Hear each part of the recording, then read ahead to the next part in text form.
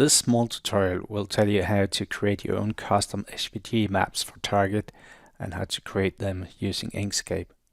SVG is for scalable vector graphics. It's a basic for these area map chart and image chart types that you'll see in Target.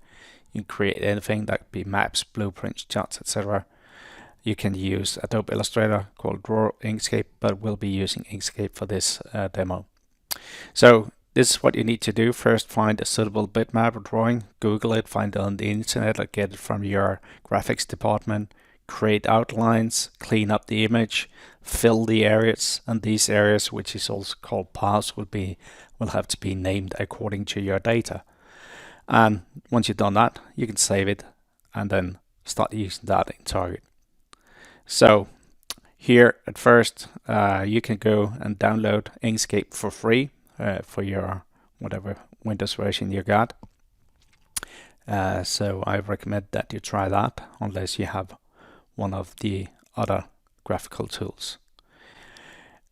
Here I made a Google search for school districts in Ballerup in Denmark, and I found a suitable image here which I simply downloaded and saved on my hard drive.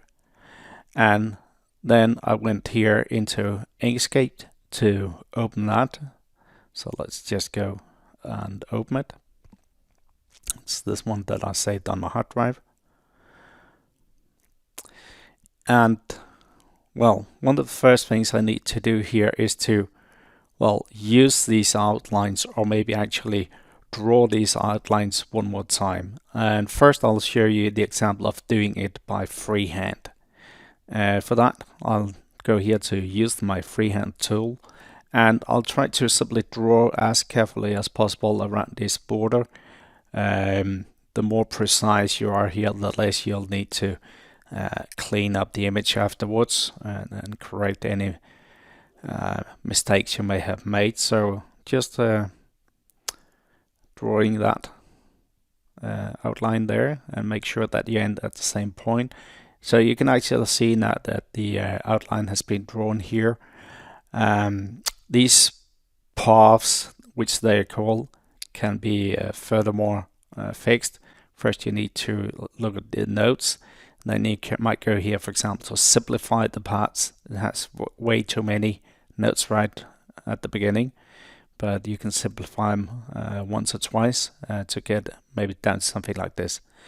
Now let's zoom in here, and I'll show you that these notes, like this one, which is a corner node, you can actually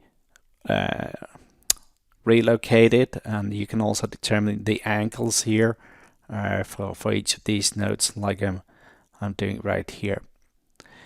So another corner up here, which is not totally in the corner, that one. So you can make it a corner like that on that one too, and also correct the angles, so etc. So eventually you'll end up with an okay outline of that school district, and of course you have to do that for everything else. Now the background image itself, well, it's still there. We don't really need that when we look into Target. We just need to use it for creating these outline boundaries. So you can actually delete it and just have your boundaries, outline boundaries, in as part of your SVG image. Now I'll just close this one, and I'll show you a different approach, a semi-automatic approach to getting to those outline boundaries. So again, I'll just open up the PNG file, the bitmap file, this one, just mark it up, and then use an option here called trace bitmap. Once I do that, it will actually here try to locate these boundaries on the bitmap, like you see here. And actually it does that quite okay, but of course you cannot be fully sure that it wouldn't pick up any noise, like I think it's a railway line in the middle there, and also the names of the school districts. So you may want to go here and then clean up these things. So I'll just zoom in here, and again having a look at all the nodes, you can then make a multi-selection to, for example, get rid of that school name. These railway line dots can also be removed in a similar manner. And well, let's have a look up here where maybe some parts of your names of the railway line is actually crossing the boundaries that you actually want to keep. Maybe first remove the school name here. Let's zoom in, and for example, just to remove that, just highlight it. But over here, you see something that is overlapping the line, and then again, you may need to use these node tools to correct the position and correct the angle, so you get a proper boundary like that. All right, so there will be quite some work to do if you have to do it in this semi-automatic way as well. So I'll just open one where I actually did clean up all of these things. So that will end up with an image like this. These are still just the boundaries, and we don't really need the boundaries in the map that we're going to use in Target. Instead, we're going to use the areas. So what I'm going to do now is to use this fill tool here to fill the areas with a default background color. And usually I just pick a gray one here, but of course it can be any color.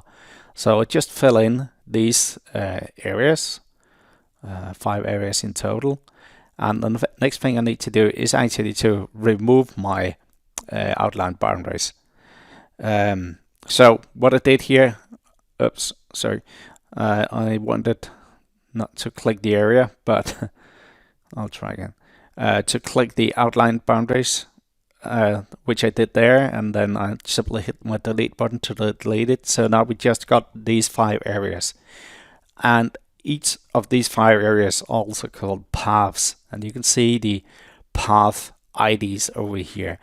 And now we just need to make sure that these path IDs is actually something that we can recognize. So for example, the name of that path area was called the Hidegara School. So I want to type that in here as the ID, and usually also as the path. And remember to set it. Then let's take another one here. This one is called the Skull on the School. And just put in the ID and the label as well here.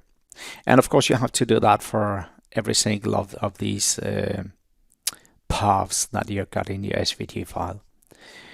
Now I've done that already, so I'll just open an SVG file where I actually also already put in all of these IDs and labels. So as you can see here, I put IDs and labels on every single one of my 5 paths. So this is actually the completed SVG file, and of course that one just needs to be saved. Once you've saved it, you can then go and start up your target client and create an object for such an SVG map. So I'll just create a new analysis. At first, let's just do a crosstab here. Actually, I pulled in some or created some data resembling a number of pupils. This one, that's my measure, and I will be able to look that up for each of my school districts within this city of Ballarat. Now I'll change the object type to this area map chart, and we'll need to go into chart properties for that. And on my chart tab up here, I can then change the map. I don't want to use any of the existing system maps, but I want to actually add another custom map. So that's the SVG file I just created, and now it's been added. Edit locations. We can try the automap function here, which actually maps 3 of the school districts. The last 2 wasn't mapped, and that's due to the Danish characters in these names. I can have a look there and see, okay, that's where I should place that one, and the other one goes there. And then we need to save it and click OK. So now we're actually looking at this SVG map used as an map area chart. Labels, we just added that. And maybe we'd like to change the color scale here. I'm going to use a color agent for that, where I'm going to add one of these color scales, predefined color scales. Now this one, if I just change that a little bit, it can be a common red to green color scale like that. So that's it, SVG files in Target.